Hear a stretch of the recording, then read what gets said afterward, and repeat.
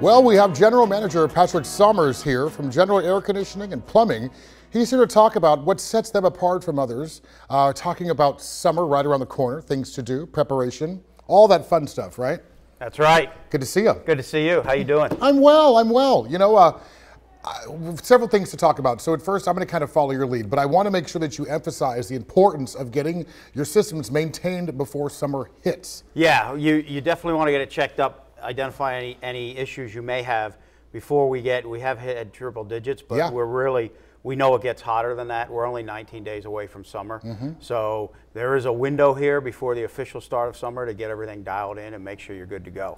Tell me this, what are things that people are going to find, or not find rather, that as far as issues go with their systems? Well, a system that is running well under extreme temperatures, extreme heat, especially for prolonged periods, is going to start to not perform as well, such as walking up a flight of stairs versus running up the flight of stairs. You're using more effort. So little things that may not seem like a big deal now, such as a filter that's slightly dirty, restricting airflow, weak electrical components that are still doing their job but are not at the level they need to be. Imagine a weak battery. As the flashlight starts to dim, you're still getting light from the flashlight, but you're not getting the light that it's designed to put out. Yeah, it's compromised. Yeah, correct.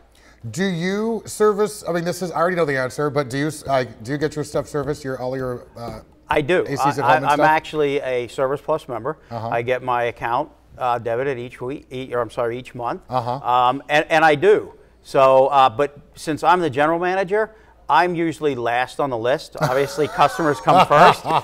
So, but I do. I mean, I believe in the program. I believe in the requirement to have the maintenance done, and fortunately, it's worked beautifully for me. I love it. So, for folks that don't know, how often should one change out or get their filters cleaned?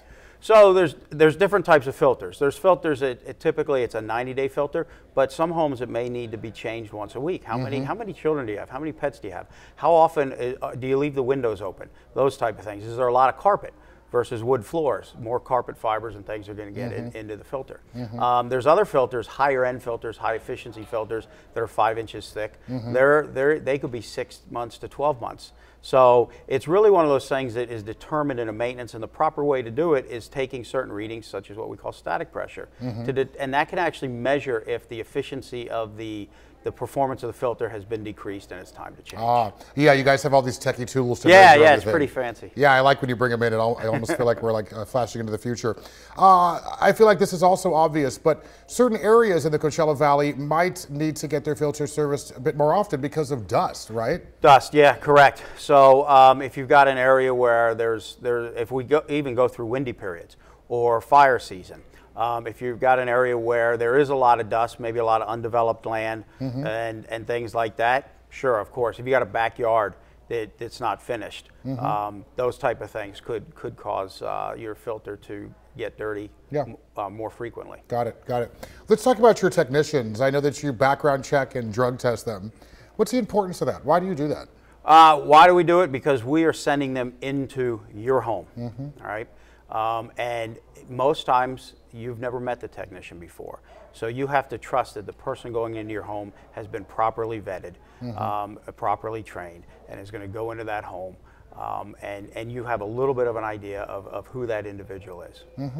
I like it. All right, let's cover some talking points. Let's talk about your hours and all that fun stuff. Well, the greatest thing is we are open, obviously, 24 hours a day, servicing emergency calls like everybody in the Valley. However, we actually staff our contact center. We call it a contact center because it's email, chat, phone calls. You can reach us.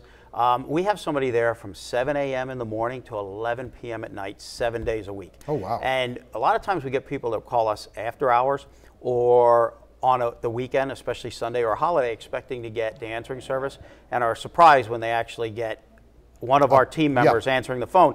And then they're even more surprised when on the holiday and the weekend, it's normal rates come out. There's no overtime charges or anything like that. So nobody has to wait till Monday or till after the holiday thinking they're going to save money. Call us, get comfortable, any time of day, 7 to 11, no additional rates. It's a great example, several examples, but that's a great one as to what sets you apart.